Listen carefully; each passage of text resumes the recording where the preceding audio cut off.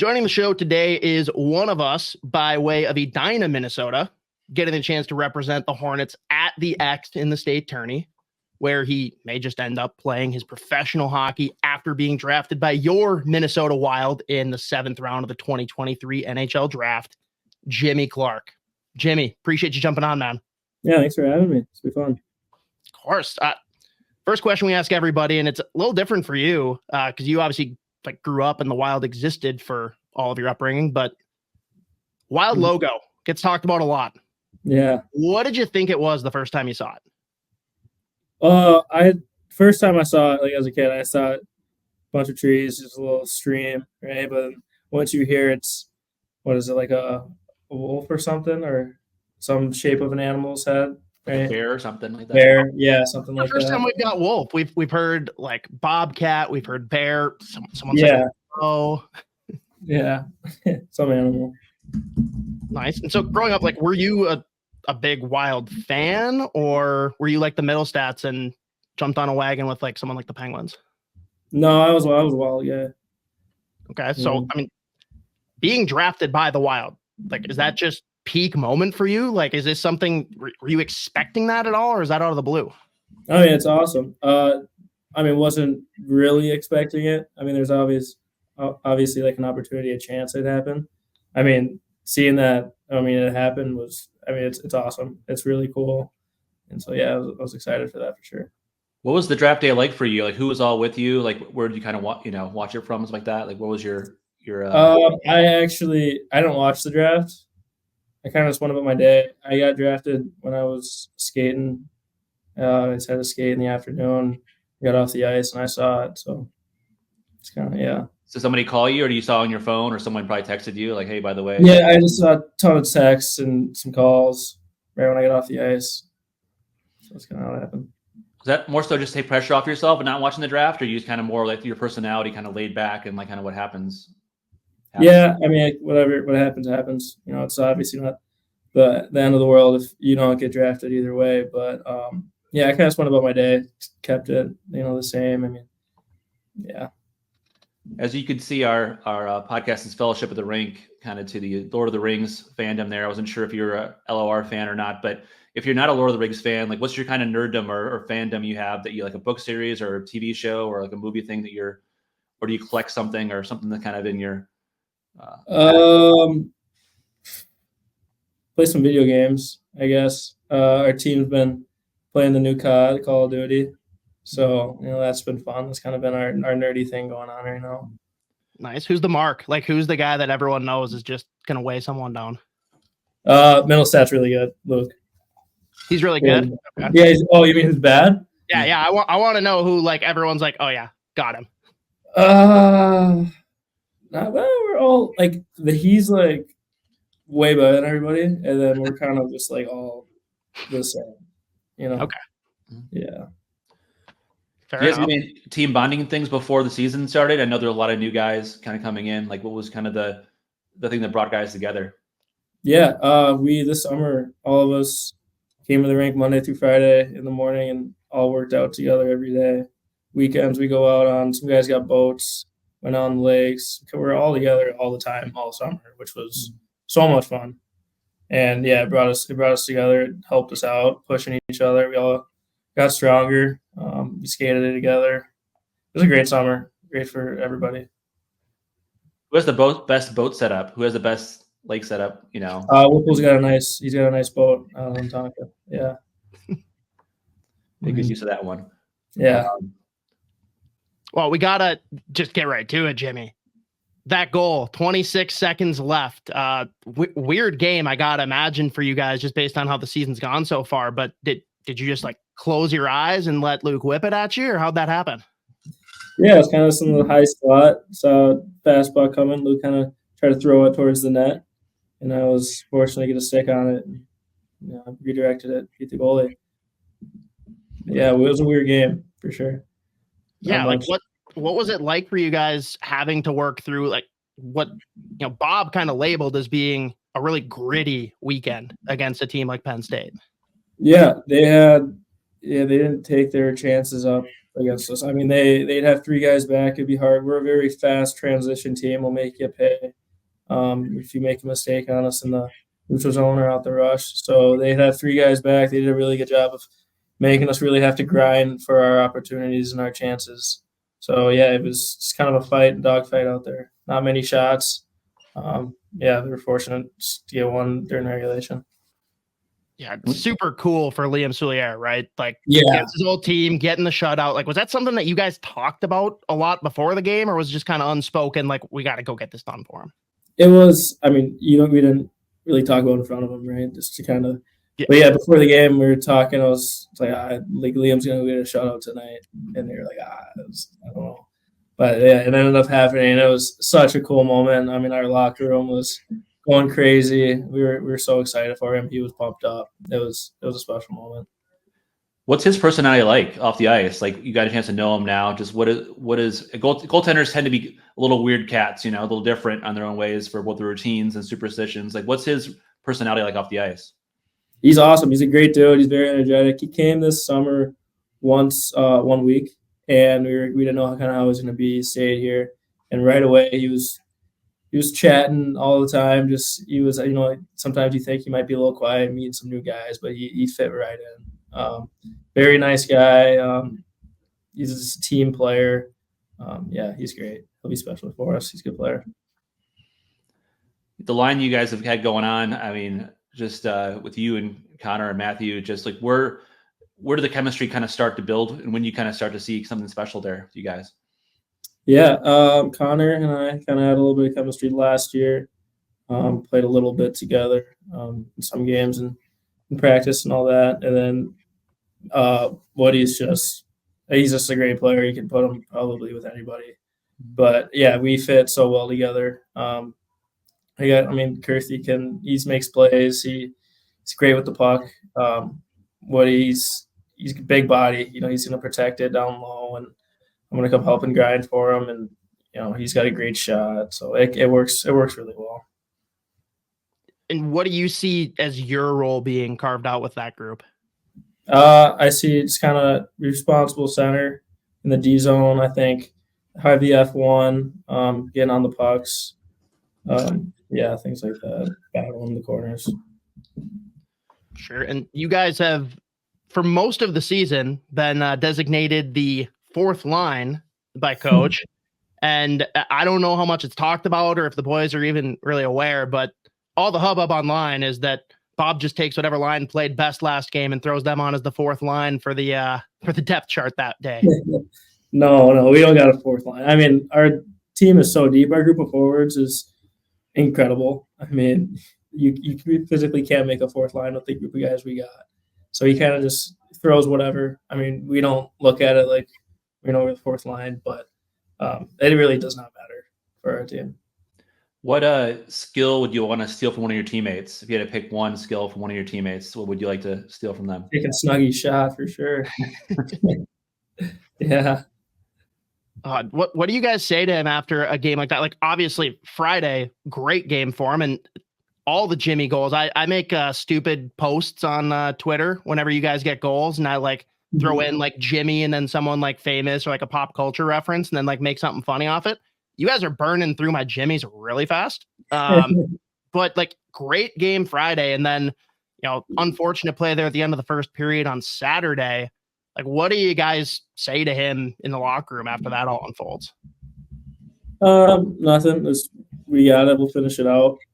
It happens. I don't know. We just kind of just went through it. Next man up mentality. Kind of lines were switching around a little bit because we were uneven, but it was fun. You're just playing with new players. We're just playing hockey out there. It's all right. Yeah. Being so close in town, like, I'm sure you have a lot of conversations as it is with the Wild development staff. Ben Hendricks was the guy before, and obviously Bombardier has been around for a long time. Just how often do you guys communicate, and what are the things that they're trying to get you to do a little bit better or kind of improve on as you kind of continue your college career here? Yeah, they come to quite a few games. I know Stepan came to Duluth, and Cody was here. They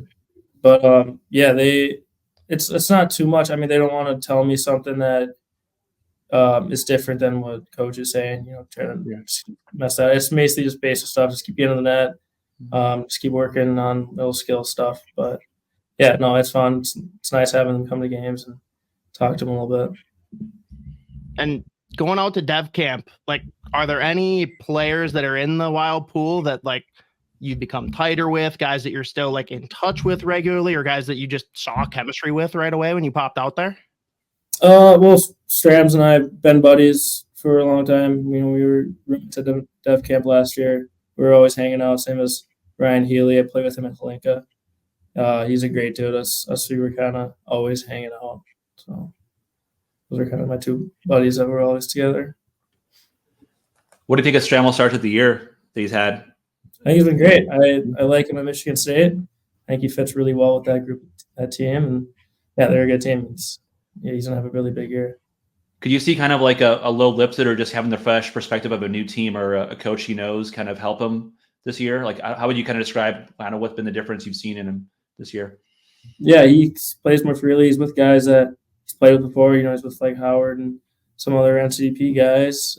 Same coach. He's probably just more comfortable. He's loose. He can play his game. He doesn't have other things in the back of his head. He's it's a fresh start.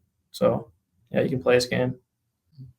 Yeah, and I imagine it's nice not having him in Wisconsin this coming weekend with no North Dakota on the schedule of late. Like, is Wisconsin kind of the matchup that you guys circle every year, or what is the vibe, like you being a Minnesota boy through and through with Wisconsin? For sure this year. They swept us last year at home ice, and we want to take that revenge this weekend. With no neck out, definitely. We've got a lot of other Minnesota teams that we're playing this year. We've already played 3 of them, but yeah, Wisconsin's definitely the team that we're gonna want to beat right now. Like I grew up in Michigan area, and I lived and worked in Florida, North Carolina, and California before this. And I keep telling people what a unique high school hockey is in the state of Minnesota, and they don't really understand. I went to the state tournament the last couple of years, and just how unique that atmosphere is. I was wondering, like, other than obviously the state tournament, what made kind of the high school experience for you so unique or different, you think, maybe from other places? Yeah, I mean, high school hockey is, you're just growing up with your best friends and your buddies. Just as a kid, going to go watch the state tournament, watching those high school players, you think they're the coolest people ever, right? You want to be them one day, and you guys are growing up together, playing together. It's really special. It's really fun. It's having to go to win a state tournament and just to do it with your best friends. So yeah, it's really cool, and it's a fun thing in Minnesota. Probably leading the witness here a little bit, because I imagine I know what the answer is, but you guys have to just love it being in Edina and having like the entire state hate you and like have you be their number one team they want to take down. Yeah. I mean, it's awesome. You get their best game every night. I mean, same thing as right here. The Gophers, people, they want to beat us. So we get everyone's best game. So it's nothing not new. Did you go last year when they won the state title? No, but we were watching it. Yeah, everybody was watching it. We were getting pretty happy. We got them all rooting for the Hornets. So yeah, the crowd, like, obviously it was incredible. Like the amount of fans that were there for it and everything like that. And yeah, that's awesome. Other teams of student section was yelling, "Pay your taxes," which was kind of the funny line. Yeah. What are you like, other than video games? Like, what do you love to do off the ice? Like, I'm sure like every hockey player, you're a golfer, but like what's the off the ice kind of thing that kind of makes you tick? Yeah, I like to golf. I like in the summer. I like going out on the lake. With the guys. I just whatever the guys want to do that day is just whatever. I just like hanging out. Yeah. So it sounds like you're kind of along for the ride, down to do whatever the group wants. Who's the one that's making the decisions? Who's leading the charge? I don't know. It could be somebody, whoever's got a good plan or some idea. I don't know. Who's the most active in the group chat? Who's the most active or kind of obnoxious in the group chat? Who's the most active? I'll say Nick Michael. Okay. Yeah. What the is there been any alumni that have come back that have had any speeches or anything like that kind of struck a chord with you? I know you have leadership. I think leadership Mondays, or I think they're coming around this year. But like, what kind of speeches have you had from alumni that have come back? Yeah, we had, who was it? Was it Larry O'Brien, I believe. Old Gopher. He played with Snuggy's dad. He was telling us how, he came in with great leadership, and he was on a team that was, so close, and everybody just bought in. And it's kind of just giving us a story and, what it takes. And it's everybody, it's a whole team aspect. And yeah, that was really cool to hear, and kind of, how they did it. But yeah, just take pieces from what he had in his experiences. This interview is brought to you by our friends at Waggle Golf. Waggle Golf believes what you wear on the course should reflect your individuality, who you are, where you're from, your hobbies, interests, and passions. All the stuff that makes you, well, you. That's why every design is inspired by the desire to create a piece of apparel that strikes a chord when you see it, that makes you say, wow, that was made for me. Because in a lot of ways, it was.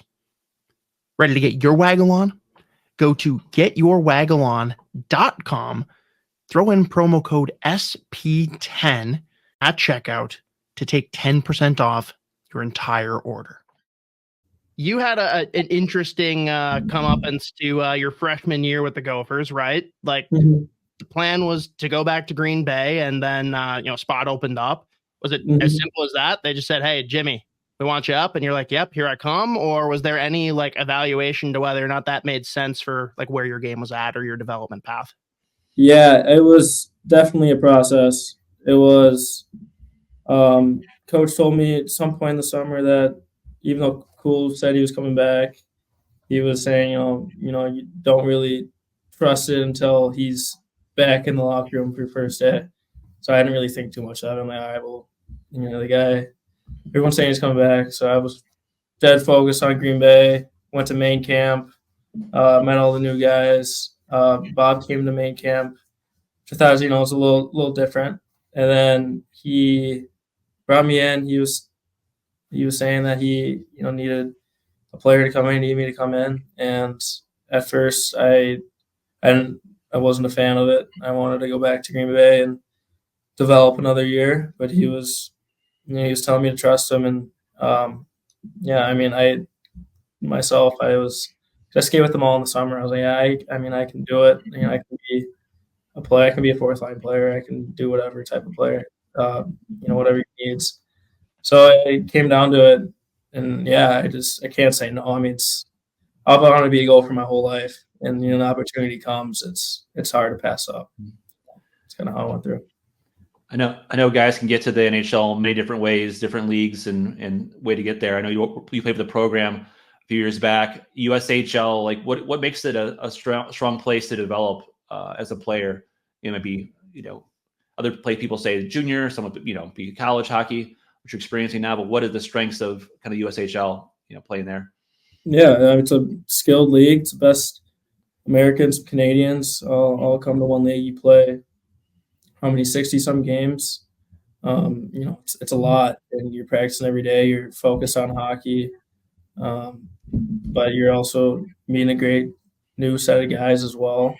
Just enjoying it, getting away from everybody. Just really just you guys, and whatever city you're in, just all trying to get better. And you're on lockdown. You're just hanging out with each other. So it's a great league. And looking at your freshman year, like on another one of our shows that we do where we kind of focus on wild prospects, like the message week after week is, wow, like maybe Jimmy's not scoring, but he's not making a lot of mistakes. Like, this is a guy who's just doing the right thing, doing the little things. What do you think like the biggest learning was though from that freshman year? Because we look at it, 11 points last year, you're already at 10 this year, 8 games in. Like, obviously you've taken a big step, but what do you attribute that to? Like, what did you really take out of that first year? That first year was, a lot of just doing the right things, playing defense, just earning coaches' trust, doing the little things right, trying to be someone that you can rely on in important parts of the game, face-offs, not getting scored on. Obviously, as a fourth-line role last year, that's what you want to do. And, that's my role. And figured if I want to play, like I came in, like I got to do these things right. I got to make impacts, play my role. So that was kind of my thought process behind that. Who was your favorite Wild player growing up, and who's your favorite Wild player to watch kind of now? Growing up, probably Preezy. But now definitely Kirill. He's so fun to watch. What do you kind of appreciate the most as a kind of fellow player out of his game when you watch him? I think he moves unbelievably. I mean, the way he can just open up his hips and make plays, and he's just a treat to watch. Every night you see something crazy that he's gonna do, How much money is he gonna make on that next contract? I don't know. It's a big number. Yeah, something he deserves. All right. Well, Jimmy, tell me. Go ahead, Joe. No, go ahead. Talk to us about the golf game. Where's it at? How do you compare to the boys? I'm all right. I mean, it's definitely nothing to brag about. We got some really good. We got some studs on our team. Like Snuggerud's ball player, Falloon's a really good player. Kester, they're all like around scratch players. So it's no fun when I'm in their group. But we got a lot of guys that love to golf. Final question brought to you as always by our good friends at Waggle Golf. First, make sure you head over to getyourwaggleon.com. Throw in promo code SP10 to take 10% off your entire order. We ask everybody every episode to wrap it up. Your dream golf foursome. So who would be the three people in your dream golf foursome you'd want to have in there? Could be dead or alive, could be celebrities, could be hockey players, could be family, could be anything. Who would be the three people in your dream golf foursome that you want to be with? Dream foursome of golf. I want Kobe. I want give me Gretzky and give me Ant. I think that'd be funny. Yeah. We've had a few guys say Ant too. That'd be so good to how competitive he is too. Yeah, that'd be awesome. God, I'd almost have to get him and Jefferson out there in the same cart together and just see what happens. Yeah, it's a good point. Yeah. What'd you think about that redux of the old Garnett Moss? Yeah, that was awesome. That was cool. I mean, even there, just hanging out in the back, just throwing football into the hoop, see all that stuff. Yeah, he's funny. Yeah, Ant said in that interview that he could go play NFL football, a couple of years if he wins a championship. What sport would you play? Could you play professionally if you weren't playing hockey? What would be the next one you could pull an Ant and do? I don't know if I could pull them all off now. Any of them off now. I loved football back in the day, but obviously not big enough for that now. So, yeah. You can the hockey is going pretty well for you. So, well, everyone, hey, make sure you go to getyourwaggleon.com. Throw in promo code SP10 to take 10% off your entire order. Thank you so much, Jimmy. Again, appreciate you jumping on. Awesome weekend, awesome season so far, and please do go get that revenge on the horrible Badgers. Try my best. Thank you, guys. It's fun.